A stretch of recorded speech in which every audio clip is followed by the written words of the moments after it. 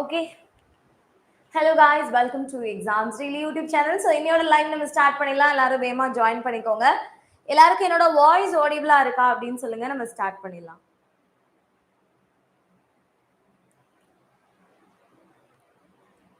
Okay, hi. வேகமா எல்லாரும் join பண்ணிக்கோங்க. So எல்லாருக்கும் என்னோட வாய்ஸ் ஆடிபிளா இருக்கா? Hello.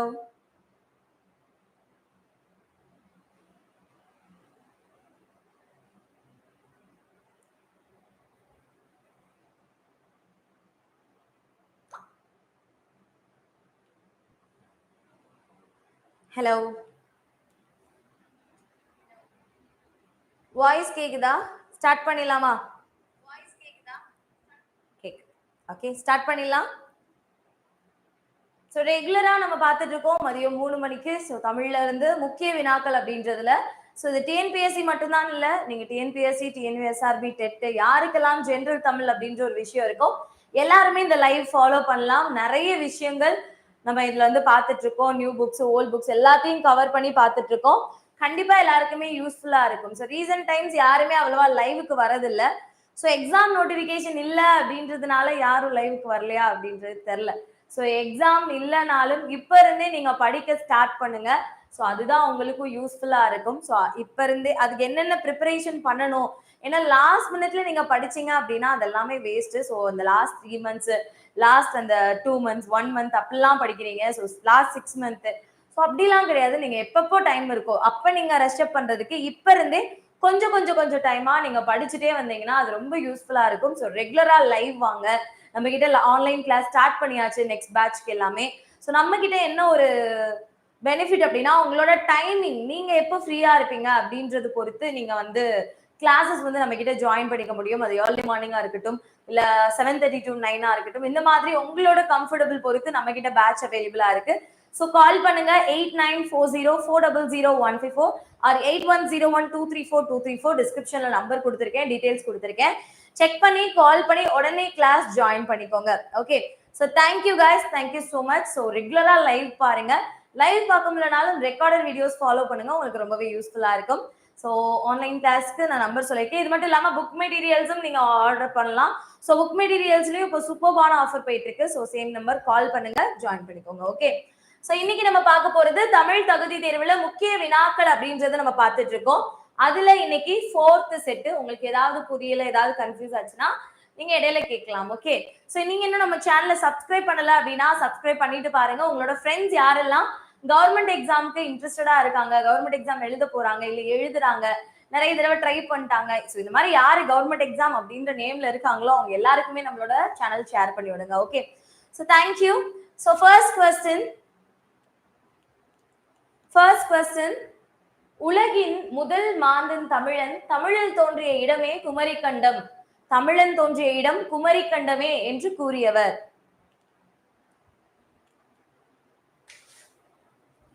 ஃபர்ஸ்ட் கொஸ்டின் பாருங்க. Very good. சோ ஆன்சர் பண்ணுங்க. உலகின் முதல் மாந்தன் தமிழன், தமிழன் தோன்றிய இடம் குமரிக்கண்டமே அப்படின்னு சொன்னது யாரு அப்படின்னு கேக்குறாங்க. Max Muller,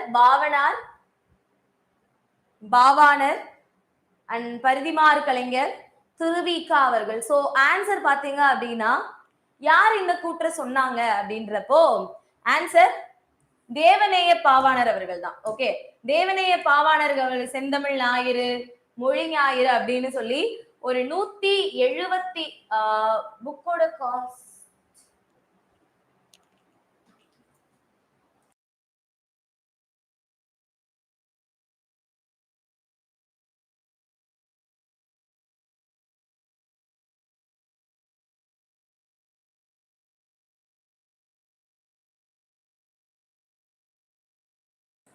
okay, so Pavanar. Okay, note பண்ணிக்கோங்க.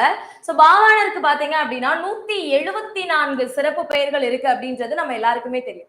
சோ காலம் அப்படின்னு பாக்குறப்போ, சோ பாவாணர் பொறுத்து பாக்குறப்ப 1900 நோட் பண்ணிக்கோங்க, 1902 இருந்து 1981 வரைக்கும் தான் இவருடைய காலம். சோ இவருடைய பிறந்த ஊர் அப்படின்றதும் அடிக்கடி கேட்கக்கூடிய ஒரு கொஸ்டின் தான். சங்கரன் கோவில் அப்படின்ற இடம் தெரியும் இல்லையா? சோ சங்கரன் கோவில்ல தான் அவர் பிறந்திருக்காரு. சோ இந்த மாதிரி கூற்று பேஸ் பண்ண கொஸ்டின் தமிழ் பொறுத்த வரைக்கும் ரொம்பவே நார்மலா வரதுதான். சோ இந்த வருஷம் பாத்தீங்கன்னா குரூப் 2 பொறுத்த வரைக்கும் உங்களுக்கு அதிகமா அறிஞர் அண்ணா அவர்களினுடைய கூற்று வந்து கொடுத்திருந்தாங்க கடித இலக்கியத்துல இருந்து. சோ அந்த மாதிரி பாக்குறப்போ தேவனைய பாவனரா இருக்கட்டும், பரதிமார் கலைஞரா இருக்கட்டும், இவங்க எல்லாருமே அடிக்கடி நமக்கு கேட்கக்கூடிய ஒரு சப்ஜெக்ட் தான். ஓகே சரி, அடுத்து இவங்களை பேஸ் பண்ணியே பாத்தீங்கன்னா இப்ப தமிழை ஆளுன வளர்த்து மாண்புற செய்தவர் அப்படின்ற ஒரு பாயிண்ட் இருக்கு.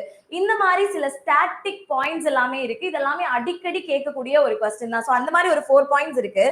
ஃபர்ஸ்ட் தமிழின் தொன்மையை உலகறிய செய்தவர் அப்படின்னு வச்சுக்கோங்களேன். சோ நான் சொல்றேன், உங்களால எழுத முடிஞ்சா எழுதிக்கோங்க, பாஸ் பண்ணி கூட. ஓகே, தமிழின் தொன்மையை உலகறிய செய்தவர் அப்படின்றப்போ சோ அதுக்கான ஆன்சர் கால்டுவெல். ஓகே, சோ நம்மளோட லைவ்லயே நிறைய தடவை பார்த்திருக்கோம். தனித்தமிழுக்கு வித்திட்டவர் அப்படின்னு சொல்லி நிறைய தடவை இந்த கொஸ்டின் நம்ம ஃபேஸ் பண்ணிருக்கோம். கரெக்டா? தனித்தமிழுக்கு வித்திட்டவர். சோ அது யாருப்பா? சோ அது யாரு? தனித்தமிழுக்கு வித்திட்டவர் Parithi. Okay, very good answer. Parithimar Kalaignar அப்படின்றதா கரெக்ட் ஆன்சர். பரிதிமார் கலைஞர். சரி, இன்னும் ஒரே ஒரு பாயிண்ட் மட்டும் சொல்றேன். சோ தமிழை ஆளென வளர்த்து மாண்புற செய்தவர், இது அடிக்கடி கேட்கக்கூடிய ஒரு கொஸ்டின் தான். சோ இந்த கொஸ்டினுக்கு ஆன்சர் பண்ணுங்க.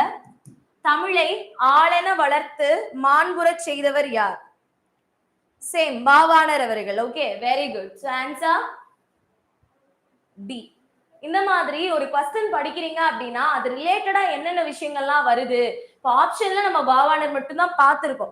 பாவாணர் மட்டும் பார்க்காம சோ மேக்ஸிமம்ல இருக்கும் இந்த மாதிரி ஏதாவது கூற்று ஏதாவது சொல்லியிருக்காரா, இல்ல பரதிமார் கலைஞர் அவர்களோட அந்த பயோகிராஃபி, சோ திருவிக்கா, இவங்களை பத்தி எல்லாமே நீங்க ஒரு கொஸ்டின் படிக்கிறப்பயே படிச்சிட்டீங்கன்னா ரொம்ப ஈஸியா இருக்கும். Okay, so second question, Thiru Vi Ka இயற்றிய பொதுமை வேட்டல் என்னும் நூலில் உள்ள பாக்களின் எண்ணிக்கை. சோ பான்றது பாடல்கள். ஓகேவா? சோ பொதுமை வேட்டல் அப்படின்ற நூல் திருவிக்கா எழுதுனாங்கன்னு கொடுத்துட்டாங்க. இந்த நூல்ல எத்தனை பாடல்கள் இருக்கும்? ஆப்ஷன்ஸ் இருக்கு. Very good. So answer 430. சரியா? 431 ஆன்சர் வருது. சோ ஆன்சர் 430 அப்படின்றதா கரெக்ட் ஆன்சர். ஓகே, 430. திருவிக்கா பிறந்த ஊர் சொல்லுங்க. திருவிக்கா பிறந்த ஊர். ஃபாஸ்டா ஆன்சர் பண்ணுங்க. துள்ளம், தண்டலம், துள்ளம் என்று அழைக்கப்படுகிறது. காஞ்சிபுரம் மாவட்டம். படிச்சிருக்கோமா? ஓகே, திருவிக்காவுக்கு நிறைய சிறப்பு பெயர்கள் இருக்கு. தமிழ் தென்றல், அப்புறம் என்னது மேடை பேச்சுல வந்து சிறந்தவர் அப்படின்னு சொல்லிட்டுலாம் நம்ம சொல்றோம்ல. இதை தாண்டி சோ நம்மளுக்கு தெரியாத சிறப்பு பெயர்கள் 2 சொல்றேன், நோட் பண்ணிக்கோங்க.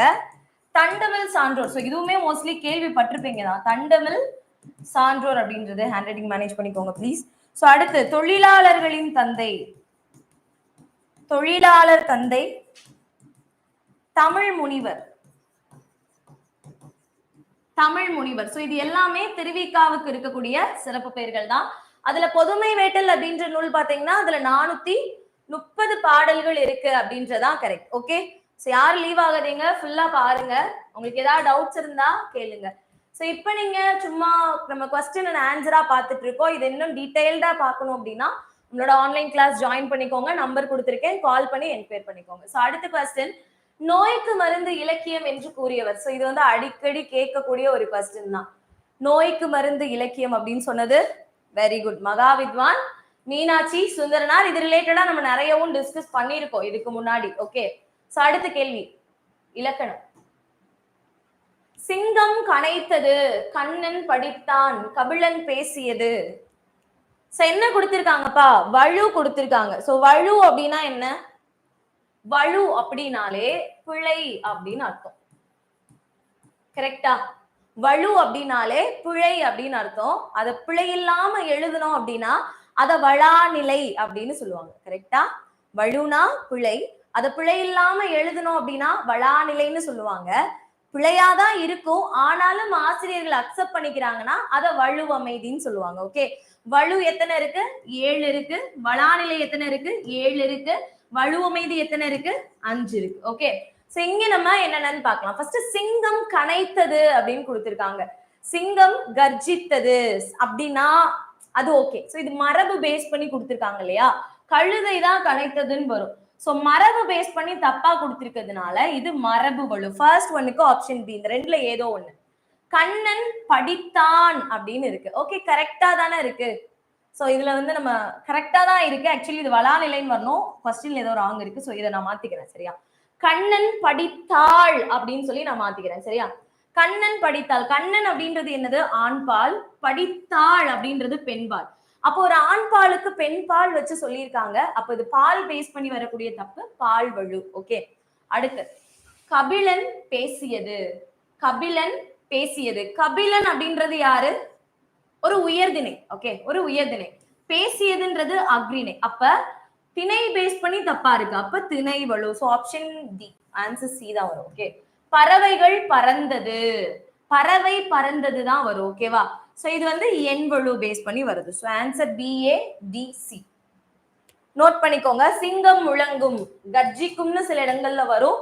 பட் ப்ராப்பரா தமிழ்ல சொல்லணும்னா முழங்கும் தான் கரெக்ட். Okay, fifth question. வினைமுற்று, பெயர்ச்சொல், வினைச்சொல் ஆகிய இவற்றினை பயனிலையாக கொண்டு முடிவது. வினைமுற்று, பெயர்ச்சொல், வினைச்சொல் ஆகிய இவற்றினை பயனிலையாக கொண்டு முடிவது எதுன்னு கேட்டிருக்காங்க. முதலாம் வேற்றுமை, ஆறாம் வேற்றுமை, இரண்டாம் வேற்றுமை, நான்காம் வேற்றுமை.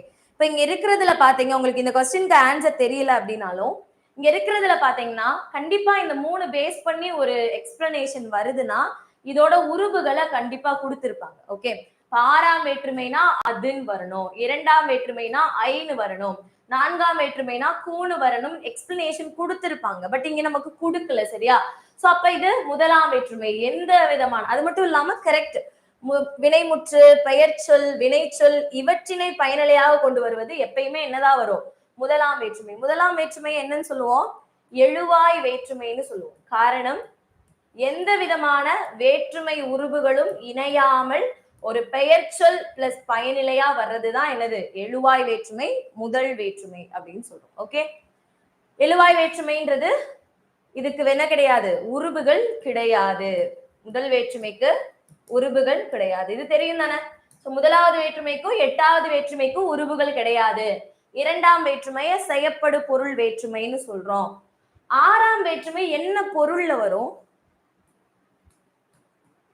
சொல்லுங்க?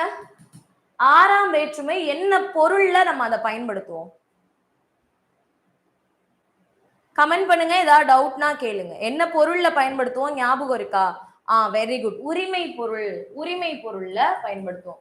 இது அவனுடையது, இது என்னோட நண்பனோடது அப்படின்னு சொல்றோம்ல. நண்பரது கை, கம்பரது பாடல். இது இவருக்கு சொந்தமானது அப்படின்ற அந்த உரிமை பொருள்ல தான் நம்ம என்ன பண்ணுவோம்?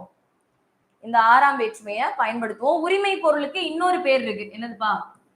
கிழமை பொருள் அப்படின்ற இன்னொரு பேர் இருக்கு. ஓகே, நோட் பண்ணிக்கோங்க. Very good, super super, correct. Next question. சரியான இணையை தேர்ந்தெடு. சேம், இத பார்த்தோன்னே எனக்கு ஒன்னு கரெக்ட்னு தெரிஞ்சிருச்சு. சோ நான் டைரக்டா என்ன பண்ணிடுறேன்? அதை நான் போட்டுறேன். என்ன கரெக்ட்னு தெரிஞ்சிருச்சு? குழுவுக்குறி. குழுவுக்குறி அப்படின்னா என்னப்பா? ஒரு பர்டிகுலர் குழுவுக்குள்ள மட்டும் பயன்படுத்திக்கிறது. லைக் இப்ப பொற்கொள்ளர்கள் எல்லாருமே பொண்ணை என்னன்னு சொல்லுவாங்கன்னா பரின்னு சொல்லுவாங்க. யானை பாகர்கள் எல்லாமே யானையினுடைய ஆடைய காரைன்னு சொல்லுவாங்க. சோ இந்த மாதிரி ஒரு பர்டிகுலர் குழுக்குள்ள இருக்கவங்க, அந்த குரூப் ஆஃப் பீப்புள்ஸ்க்கு மட்டும்தான் அதை பத்தி தெரியும். வெளியே இருக்கவங்களுக்கு அதை பத்தி தெரியாது அப்படின்றது குழுவுக்குறி. வாய்ப்பூசி வந்தேன்றது மங்களம் கிடையாது. அது என்னது? இடக்கரடங்கள். இதை பத்தி தெரியல அப்படின்னா ஆல்ரெடி நம்ம வீடியோ போட்டிருக்கோம். வழக்கு இன் எக்ஸாம்ஸ் டெய்லின்னு வேணா டைப் பண்ணி பாருங்க. ஸோ இந்த மாதிரி ஒவ்வொரு இலக்கணத்துக்குமே நம்ம சேனல்ல வீடியோ போட்டிருக்கோம். உங்களுக்கு என்ன டாபிக் தெரியும்? பகுபத உறுப்பிலக்கணம் இன் எக்ஸாம்ஸ் டெய்லி. ஸோ இந்த மாதிரி ஒவ்வொரு தனித்தனி டாபிக்கா நீங்க போட்டீங்கனாலும் உங்களுக்கு வீடியோ கிடைக்கும். ஸோ ஒவ்வொரு வீடியோவும் நல்ல எக்ஸ்பிளனேஷனோட இருக்கும். அதை நீங்க பாத்துக்கலாம். சரியா? ஸோ அப்ப ஆன்சர் இதுக்கு சி. இல்ல ஏதாவது டவுட் இருக்கா?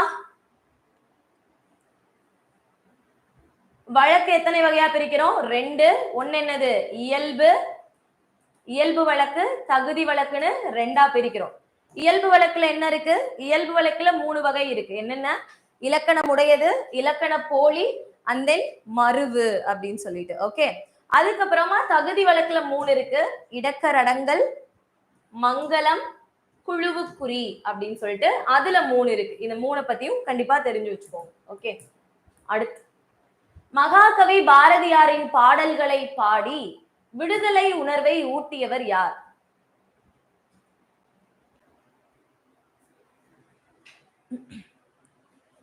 மகாகவி பாரதியாரின் பாடல்களை பாடி விடுதலை உணர்வை ஊட்டியவர் யார்? அம்புஜத்தம்மாள், அஞ்சலையம்மாள், வை. மு. கோதை நாயகி, மூவலூர் ராமாமிர்தம் அம்மையார். கண்டிப்பா Ambujathammal. Very good. So correct answer தான் அம்புஜத்தம்மாள் அப்படின்றது. நோட் பண்ணிக்கோங்க. சோ காந்தியடிகளால் தத்தெடுக்கப்பட்ட வளர்ப்பு மகள் அப்படின்னு சொல்லுவாங்க இல்லையா, அவங்கதான் அம்புஜத்தம்மாள். நோட் பண்ணிக்கோங்க. நான் கண்ட பாரதம் அப்படின்ற பேர்ல ஒரு நூல் எழுதி இருப்பாங்க.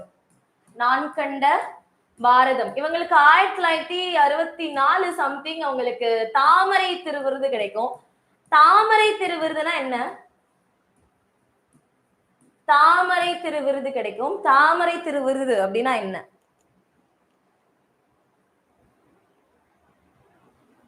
ஆன்சர் பத்மஸ்ரீ. எஸ், பத்மஸ்ரீ விருது, அதுதான் தாமரை திருவிருதுன்னு சொல்லுவாங்க. சோ 1964ல தாமரை திருவிருது இவங்களுக்கு கிடைக்கும். சோ காந்தியடிகளை தந்தையா போற்றி இருக்காங்க. அது மட்டும் இல்லாம இவங்க ஒரு தொண்டு நிறுவனம் ஸ்டார்ட் பண்ணிருப்பாங்க.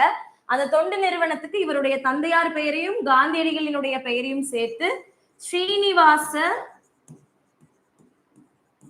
காந்தி நிலையம் அப்படின்ற ஒரு பேர்ல ஒரு தொண்டு நிறுவனம் ஆல்சோ இவங்க ஸ்டார்ட் பண்ணிருப்பாங்க. ஓகேவா? இவங்களை பத்தி இன்னும் நிறைய விஷயங்கள் நீங்க தெரிஞ்சுக்கிட்டே போகலாம். நிறைய அவங்க எல்லார பத்தியுமே நீங்க படிக்கணும். எல்லாருமே சிலபஸ்ல இருக்கிறவங்க தான், கண்டிப்பா தெரிஞ்சுக்கணும். ஓகே, நெக்ஸ்ட் தவறான இணை. ராமானுஜன் தான் 20ஆம் நூற்றாண்டின் மிகப்பெரிய கணித மேதை என கூறியவர். ஜூலியன் கப்சுலி. ஆய்லராக இல்லாவிட்டாலும் ராமானுஜம் குறைந்தபட்சம் ஒரு ஜாகோபி. சோ ஆய்லர் அப்படின்றவங்க யாரு, ஜாகோபி அப்படின்றவங்க யாரு? ஆய்லர்ன்றவங்க சுவிட்சர்லாந்தை சேர்ந்த ஒரு கணித மேதை. ஜாகோபி அப்படின்றவங்க ஜெர்மனியை சேர்ந்த ஒரு கணித மேதை. சரியா? இவங்க 2 பேர். சோ ராமானுஜம் தெரியும், நம்ம ஊரை சேர்ந்தவங்க. ராமானுஜம் தான் 20ஆம் நூற்றாண்டின் மிகப்பெரிய கணித மேதைன்னு சொன்னது சூலியன் கப்சுலி அப்படின்றது. Okay, correct. Okay okay okay, next போலாமா? ஆன்சரே பார்க்கல. அடுத்து ஆய்லராக இல்லாவிட்டாலும் ராமானுஜம் குறைந்தபட்சம் ஒரு ஜாகோபின்னு சொன்னது ஹார்டின்னு இருக்கு. சோ அத சொன்னவர் யார் அப்படின்னா வுட். சரியா? நோட் பண்ணிக்கோங்க. 19ஆம் நூற்றாண்டின் இணையற்ற கணித மேதை ஜாகோபி, கரெக்ட், ஜெர்மனை சேர்ந்தவர். 18ஆம் நூற்றாண்டின் இணையற்ற கணித மேதை ஆய்லர், கரெக்ட், சுவிட்சர்லாந்தை சேர்ந்தவர். ஓகே, நோட் பண்ணிக்கோங்க. ஆன்சர் பி, வுட் தான் சொல்லியிருப்பாரு, ஹார்டி கிடையாது. ஓகே, அடுத்து தனிப்பாடல் திரட்டு என்னும் நூலை தொகுத்தவர்.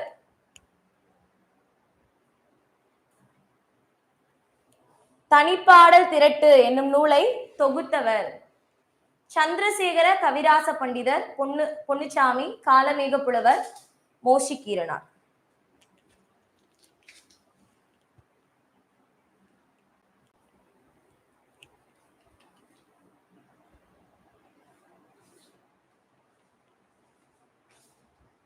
சரியா? சோ ஆன்சர் எப்ப மேம் குரூப் 4 குவாலிஃபை பண்ணுவாங்க? பார்க்கலாம், இன்னும் ரிசல்ட்டே வரல. நெக்ஸ்ட் மந்த் தான் ரிசல்ட் வருது. ரிசல்ட்டை பேஸ் பண்ணி சொல்லிடலாம். ஓகே, டிசம்பர்லயும் ஆனுவல் பிளானர் வந்துடும், கண்டிப்பா இருக்கும். ஆனா நெக்ஸ்ட் இயர். ஓகே, சரி. தொகுத்தவர் யாரு? தனிப்பாடல் திரட்டு அப்படின்றது நிறைய பேரால எழுதப்பட்ட பாடல்களை தொகுத்த ஒரு நூல் தான் தனிப்பாடல் திரட்டு. கிட்டத்தட்ட 110 புலவர்களால் எழுதப்பட்ட 1113 பாடல்கள் அந்த தனிப்பாடல் திரட்டுல இருக்கு. ஓகே, 110 புலவர்களால் எழுதப்பட்ட 1113 பாடல்கள். சோ தொகுத்தவர் யாரு? சோ தொகுத்தவன்றவங்க நான் எப்பயுமே என்ன சொல்லுவேன், தொகுத்தவங்க அப்படின்றவங்க டைரக்டர் மாதிரி ஒரு கதைய அங்கங்க இருந்து எடுத்து ஒரே கதையாக்குறவங்க, இல்ல ஓனா ஒரு கதைய உருவாக்குறவங்க ஆசிரியர்கள். ஓகே, தொகுப்பித்தவங்க அப்படின்றவங்க அவங்களுக்கு பினான்சியலா சப்போர்ட் பண்ணக்கூடிய ப்ரொடியூசர் மாதிரி, அவங்க எல்லாருமே மன்னர்களா இருப்பாங்க. இந்த தனிப்பாடல் திரட்டோட தொகுப்பித்தவர் யாரு அப்படின்னு சொல்லி பாத்தீங்கன்னா பொன்னுச்சாமி. இவர் ராமநாதபுரம் இருக்கு இல்லையா, அதனுடைய மன்னர் பொன்னுச்சாமி. அவருதான் தனிப்பாடல் திரட்ட தொகுப்பித்தவர். தொகுத்தவர் சந்திரசேகர கவிராச பண்டிதர். ஓகே, நோட் பண்ணிக்கோங்க. 110 பாட்டு இருக்கும், 1113 பாடல்கள் இருக்கும். Okay, next. இல்லார் கொன்றியும் உடைமையும் இவ்வுலகில் நெல்லாமையுள்ளும் நெறிப்பாடும் என்ற பாடல் இடம்பெற்றுள்ள நூல். இல்லார் கொன்றியும் உடைமையும் இவ்வுலகில் நெல்லாமையுள்ளும் நெறிப்பாடும் என்ற பாடல் இடம்பெற்றுள்ள நூல். இந்த பாடல் வரி எந்த நூல்ல இருக்குன்னு கேக்குறாங்க. சோ பழமொழி 400, சிறுபஞ்ச மூலம், ஏழாதி, திரிகடுகம். சோ இங்க என்ன சொல்லியிருக்காங்க அப்படின்னு சொல்லி பாத்தீங்கன்னா, நம்ம கிட்ட ஒரு விஷயம் இல்ல, ஒருத்தவங்க இல்லார் கொன்றியும் அப்படின்னா வறியவர்களுக்கு ஒரு பொருளை ஈவது அப்படின்றது நல்ல பண்பு. செல்வம் அப்படின்றது இந்த உலகத்துல நிலையாமையான ஒண்ணு. சோ அதுக்கு என்ன கிடையாது, ஒரு நிலைத்தன்மை கிடையாது. இன்னைக்கு இருக்கும், நாளைக்கு போயிடும். சோ நம்ம கிட்ட இருக்கிறப்ப என்ன பண்ணலாம், இல்லாதவங்களுக்கு ஹெல்ப் பண்ணலாம் அப்படின்ற மாதிரி ஒரு சிமிலர் மீனிங்ல வரக்கூடியதான் இது. எழுதின என்ன நூல்ல இருக்குன்னு பாத்தீங்கன்னா திரிகடுகம். திரிகடுகம் அப்படின்னா, திரினா 3ன்னு அர்த்தம், கடுகம் அப்படின்னா என்ன அர்த்தம், காரமான பொருள் அப்படின்னு அர்த்தம். சரியா? அப்ப 3 காரமான பொருள் சேர்ந்ததுதான் திரிகடுகம். என்னன்னா சுக்கு, மிளகு, திப்பிலி. இது 3ம் சேர்ந்த மருந்து பொருள் எப்படி ஒரு மனிதனினுடைய உடல் நோயை போக்குதோ அதே போலவே இந்த நூல்ல சொல்லப்பட்டு இருக்கக்கூடிய மூன்று கருத்துக்கள் மக்களினுடைய மனநோயை போக்கும். அதுதான் இதோட கான்செப்ட். சோ அடிக்கடி எத்தனை தடவை தான் அதை சொல்றது, அவ்வளவுதான். நல்லாதனார் எழுதினவர் யாரு, நல்லாதனார். இந்த நூலோட பாயிரம் இருக்குல்ல, நூலோட பாயிரம் அப்படின்னா என்ன தெரியுமா, நூலோட பாயிரம் அப்படின்னா என்ன தெரியுமா, ஒரு நூலுக்கு பாயிரம் அப்படின்றது லைக் முன்னுரை மாதிரி. முன்னுரைக்கு முன்னாடி இந்த ஆத்தர் பத்தி, அந்த நூலை பத்தி எல்லாமே சின்ன ஒரு கட்டுரை மாதிரி கொடுத்திருப்பாங்க. சோ அந்த முன்னுரை, அதாவது திரிகடுகத்தினுடைய முன்னுரையில நல்லாதனார ஒரு வரி சொல்லியிருக்காங்க, செரு அடுதோள் நல்லாதன் அப்படின்ற மாதிரி. செரு அடுதோள் நல்லாதன் அப்படின்ற ஒரு வரியை மென்ஷன் பண்ணியிருக்காங்க. இந்த லைனை வச்சு மேபி அவர் அந்த படையினுடைய போர் வீரரா இருக்கலாம் அப்படின்ற ஒரு கெஸ் ஆல்சோ இருக்கு. சோ இது ஒரு பாயிண்ட் நோட் பண்ணிக்கோங்க, நல்லாதனார். ஓகே, தவறான இணை. சோ பாருங்க, ஆன்சர் பண்ணுங்க. ரூ, இடையினர் அகரம் வரணும், இடையினர் அகரம் வரணும். இந்த செருனாதான் போர்னு அர்த்தம். இந்த செருனா என்ன அர்த்தம், வயல்னு அர்த்தம். சரியா?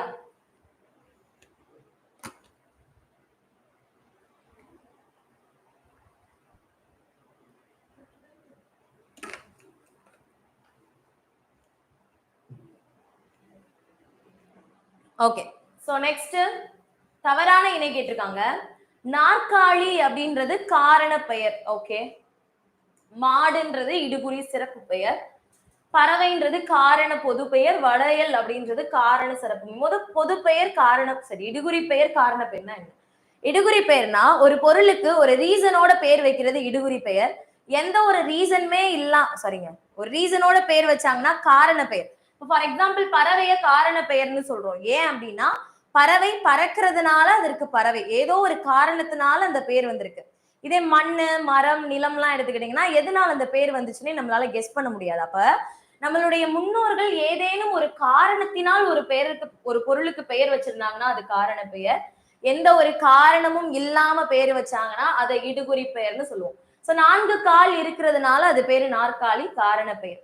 இதுல பொது பெயர், சிறப்பு பெயர். பொது பெயர்னா ஒரு ஓவரால் கம்யூனிட்டி, அதுல இருக்கக்கூடிய ஸ்பெஷல். இப்ப மரம்னா மரத்துல நிறைய வகை இருக்கு, அதுக்குள்ள இருக்கக்கூடிய பனை மரம், வாழை மரம், லைக் என்ன ஒரு மரம்னாலும் தனித்தனியா அதை சொன்னோம்னா அது சிறப்பு பெயர். ஓகே, அப்ப இடுகுறி சிறப்பு பெயர். மாடுன்றது இடுகுறி சிறப்பு பெயர் கிடையாது, இடுகுறி பொது பெயர். ஏன்னா மாடுன்றது ஒரு ஓவரால் கம்யூனிட்டி, அதுக்குள்ள நிறைய இருக்கு, காளை, பசு, காங்கே அப்படின்னு சொல்லிட்டு அதுக்குள்ளேயே நீங்க நிறைய ஸ்பிளிட் அப் வந்து எடுத்துட்டே போகணும். ஓகே, சோ இந்த மாதிரிதான் இருக்கும். அப்ப இதுல தப்பானது எது, மாடு, இடுகுறி. பறவை வந்து காரண பொது பெயர், வளையல் காரண சிறப்பு பெயர். வளைஞ்சிருக்கிறதுனால வளையல், பறக்கிறதுனால பறவை. ஓகே, சோ இந்த பறவை இருக்குல்ல, இடையினர் அகரம் வரக்கூடிய பறவை, இதுக்கு என்ன பொருள்?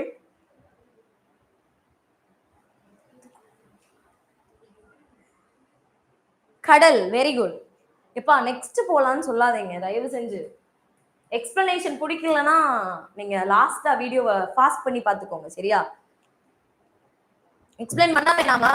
ஆன்சர் மட்டும் சொல்லிடுவோமா?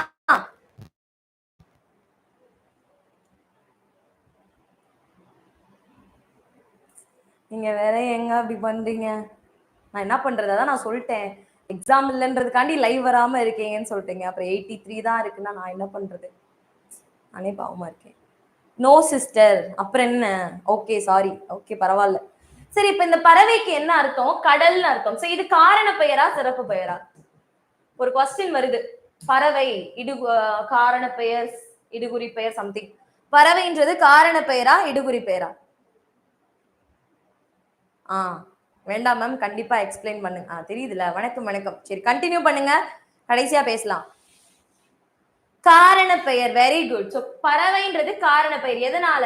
பறவைனா கடல், பறந்து விரிஞ்சிருக்கக்கூடிய நிலப்பகுதி, ஒரு நீர்ப்பகுதி, சம்திங் ஏதோ, பட் பறந்து விரிஞ்சிருக்கக்கூடியது, அதனாலதான் அது பேர் பறவை அப்படின்னு வந்துச்சுன்னு சொல்லியிருக்காங்க. சோ அதனால அது காரண பெயர். ஓகே, அடுத்து, திருச்சியை ஆண்ட விஜய ரகுநாத சொக்கலிங்கரிடம் கருவூல அலுவலராக பணியாற்றியவர். வந்துச்சா 2022 group 4, group 4 group 2?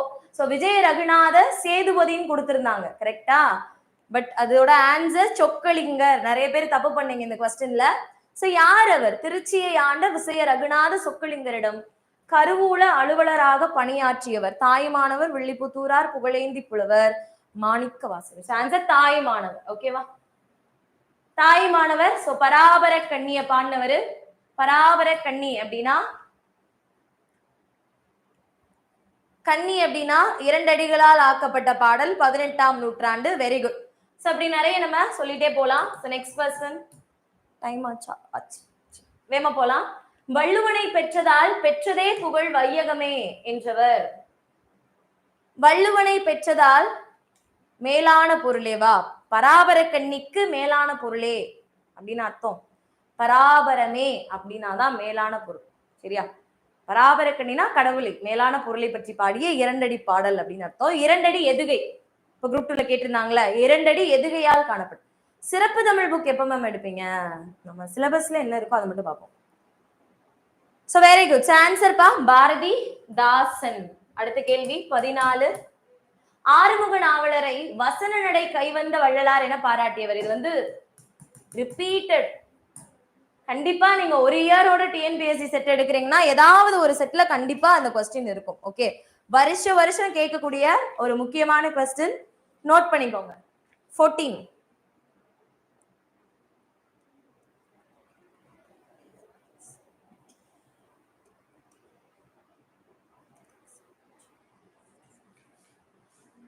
Answer Parithimar Kalaignar அப்படின்றதா correct answer. Okay, very good. அடிக்கடி பார்த்த கொஸ்டின் அதெல்லாம். கண்ணல் பொருள் தரும் தமிழே நீ ஒரு பூக்காடு நான் ஒரு தும்பி. என் நம்பர் ஆஃப் டைம் பாரதிதாசன் ரீசெண்டா கேட்டிருந்தாங்க. ஓகே, கண்ணல் பொருள் தரும் தமிழே நீ ஓர் பூக்காடு நான் ஓர் தும்பின்னு சொன்னது யாரு? பாரதி தாசன். அடுத்து, தவறான இணை எதுன்னு கேக்குறாங்கப்பா. தவறான இணை. இந்த கொஸ்டின் கொஞ்சம் டைம் எடுப்போம். உக்கீர் அப்படின்றது பெயர் திரிசொல், பெற்றம் திசை சொல், கமலம் வடசொல், கமலம் வடசொல், ஞாயிறு பெயர் இயற் சொல். உக்கீர் அப்படின்னா என்ன அர்த்தம்? உக்கீர்னா நகம்னு அர்த்தம், சரியா? நகம். அப்ப அது வந்து ஒரு பெயர் சொல், திரிசொல். கரெக்ட். பெற்றம்ன்றது முந்தி காலத்துல, இப்போ வந்து தமிழ்நாட்டை தாண்டி வேற வார்த்தைகள் வந்துச்சுன்னா அதை திசை சொல்னு சொல்றோம். முந்தி காலத்துல பாண்டிய நாட்டை தவிர பிற மொழிகள் நம்மளுடைய பாண்டிய நாட்டுக்குள்ள வந்துச்சுன்னா அதை என்னன்னு சொல்லுவாங்க? திசை சொல்னு சொல்லுவாங்க. பெற்றம்னா பசு. ஓகே, அப்ப அது கரெக்ட் தான். கமலம்ன்றது வட சொல், கரெக்ட். பட் ஞாயிறுன்றது பெயர் இயற்சொல் கொடுத்திருக்காங்க. நிறைய பேருக்கு ஞாயிறு அப்படின்றதோட அந்த பெயர் தெரியாது, படிச்சவங்களுக்கு மட்டும்தான் தெரியும். ஞாயிறுனா என்னது? சூரியன், சரியா? இப்ப சூரியன்றது இயற்பெயர், ஓகே. பட் ஞாயிறுன்றது திரிசொல், பெயர் திரிசொல் அப்படின்றதான் கரெக்ட். ஓகே, தவறான இணை ஆப்ஷன் டி. ஓகேவா? பெயர் திரிசொல் அப்படின்றதான் கரெக்ட். நலவெண்பா எத்தனை வெண்பாக்களை கொண்டது? நலவெண்பா எத்தனை வெண்பாக்களை கொண்டது? நலவெண்பால மொத்தமா 3 காண்டம் இருக்கும். மகாபாரதத்தினுடைய துணை கதையான ஒரு கதை. அதுல வந்து நிடத நாடு அப்படின்ற ஒரு நாடு, சரியா? இந்த நாட்டை நளன் அப்படின்ற ஒரு மன்னன் வந்து ஆட்சி பண்ணிட்டு வந்துட்டு இருக்கான், ஒரு குறுநில மன்னன். அந்த மன்னனினுடைய வாழ்க்கை வரலாற தமிழ்ல எழுதினதுதான் நலவெண்பா. ஓகே, எழுதினவர் யாரு? புகழேந்தி புலவர். புகழேந்தி புலவர் வரகுண பாண்டிய மன்னனிடம், வரகுண பாண்டியனுடைய அவைக்கள புலவரா இருந்தவர். இவரை ஆதரித்தவர் யாரு? புகழேந்தி புலவரை ஆதரித்தவர். சோ சரி, புலவர்கள் அவர்களை ஆதரித்த வள்ளல்கள், இது வந்து நல்லா படிச்சு வச்சுக்கோங்க. Very good. சந்திரன் சுவர்கி ஆதரித்தவர் யாரு? சந்திரன் சுவர்கி. மொத்தமா 3 காண்டம், 431 வெண்பாக்கள் இருக்கும். பாவகை நலவெண்பாவினுடைய நலனை பற்றிய பாடல்கள் வெண்பா வகையால் எழுதப்பட்டது. அவ்வளவுதான். நெக்ஸ்ட், இனிமை தமிழ்மொழி எமது, எமக்கு இன்பம் தரும்படி வாய்த்தனள் அமுது என்ற பாடலை இயற்றியவர் கவிமணி பாரதிதாசன், வாணிதாசன், பாரதியார். ஆன்சர் பாரதி தாசன். ஓகே, அடுத்து உவேசா அவர்களின் தமிழ் பணிகளை பாராட்டிய வெளிநாட்டு அறிஞர்கள். உவேசா அவர்களினுடைய தமிழ் பணியை பாராட்டிய வெளிநாட்டு அறிஞர்கள் ஜியூபோ, சூலியன் வின்சோன். சூழியல் வின்சோன், ஜூலியன் வின்சோன், ஒவ்வொரு இடத்துல ஒவ்வொரு மாதிரி கொடுக்குறாங்க. அடுத்து இதை வந்து நம்ம இன்னைக்கு லாஸ்ட் கொஸ்டினா வச்சுக்கலாம். ஓகே, பிகாஸ் லேட் ஆயிடுச்சு. இன்னும் கொஸ்டின் இருக்கு. உடல்நிலை மெய்மயக்கம். ஸோ மெய்மயக்கம் அப்படின்னா என்ன? மெய்மயக்கம், இங்க ஸ்பெல்லிங் தப்பா இருக்கு, கரெக்ட் பண்ணிக்கோங்க. மெய் இம் வரணும், மெய் மயக்கம். சோ மெய் மயக்கம்னா என்னன்னா, ஒரு வார்த்தையில ஒற்றெழுத்துக்கள் அடுத்தடுத்து வர்றது, மெய் எழுத்துக்கள் அடுத்தடுத்து வர்றதுதான் என்னன்னு சொல்றாங்கன்னா மெய் மயக்கம்னு சொல்றாங்க. ஃபார் எக்ஸாம்பிள், இப்போ தச்சர்னு இருக்குன்னு வச்சுக்கோங்களேன். இதுல எங்க ஒரே ஒரு மெய் எழுத்து தானே வந்திருக்கு அப்படின்னு சொல்லலாம். பட் தா இச்சு, இந்த சாவை நீங்க பிரிச்சேனா இச்சு கூட்டல் ஆ, கரெக்டா? சோ இரு, அப்ப 2 இச்சு பக்கத்துல வருது இல்ல, இதுதான் என்னன்னு சொல்றாங்கன்னா மெய் மயக்கம்னு சொல்றாங்க. ஓகே, மெய் மயக்கம் எத்தனை வகைப்படும் அப்படின்னா 2 வகைப்படும். ஃபர்ஸ்ட் ஒன்னு உடல்நிலை மெய் மயக்கம், ரெண்டாவது ஒண்ணு வேற்றுநிலை மெய் மயக்கம். வேற்றுநிலை மெய்மயக்கம். உடல்நிலை மெய்மயக்கம்னா இப்ப இச்சு வருதா, இச்சுக்கு பக்கத்துல அடுத்து வர மெய்யெழுத்து என்னவா இருக்கு? இச்சாவே இருக்கு. ஓகே, இப்ப பாருங்க, பட்டம்னு இருக்கு, இட்டு இருக்கு, இட்டுக்கு பக்கத்துல வர அடுத்தது இட்டு கூட்டல் ஆ, சோ அதுவும் என்னவா இருக்கு? இட்டாவே இருக்கு. பக்கம் இக்கு இருக்கு, இக்குக்கு பக்கத்துல இக்கு கூட்டல் ஆ, இக்கே வருது. சோ இந்த மாதிரி பக்கத்துல ஒரே ஒற்றெழுத்து ரிப்பீட்டட் ஆச்சுன்னா அது உடல்நிலை மெய்மயக்கம். அதிகபட்சமா இக்கு இச்சு இத்து இப்பு, இந்த நாளதான் என்னன்னு சொல்றாங்க? உடல்நிலை மெய்மயக்கம்னு சொல்றாங்க. இதே வேற்றுநிலை மெய்மயக்கம்னா இரு இள்ளு. சரியா? இரு இள்ளு தான் எப்பயுமே வேற்றுநிலை மெய்மயக்கமா வரும். ஃபார் எக்ஸாம்பிள், உயர்வு, இரு இருக்கு, பக்கத்துல இவ்வு கூட்டல் வு, சோ இரு இவ்வு வேற வேற மெய்யா இருக்கா? சோ இதுதான் வேற்றுநிலை மெய்மயக்கம். அப்ப மற்ற எழுத்துக்கள் எல்லாமே இந்த 4 கண்டிப்பா உடல்நிலையா மட்டும்தான் இருக்கும். நீங்க என்ன ஒரு வார்த்தை எடுத்தாலும், இப்ப வந்து 10ன்னு எடுக்கிறீங்கன்னு வச்சுக்கோங்களேன், இத்துக்கு அடுத்த வார்த்தை என்ன இருக்கு? தூ, பிரிச்சோம்னா இத்து கூட்டல் ஊ. ஓகேவா? சோ இந்த 4 எழுத்துக்களுமே எப்பயுமே உடல்நிலை மெய்மயக்கமா மட்டும்தான் இருக்கும். இந்த 2 எழுத்துக்களும் எப்பயுமே என்னவா இருக்கும்? வேற்றுநிலை மெய்மயக்கமா தான் இருக்கும். இதை வச்சு சொல்லுங்க, உடல்நிலை மெய்மயக்கத்தை தேர்ந்தெடு. சோ இது கிடையாது, ஏன்னா இரு பக்கத்துல இப்போ வந்துருது.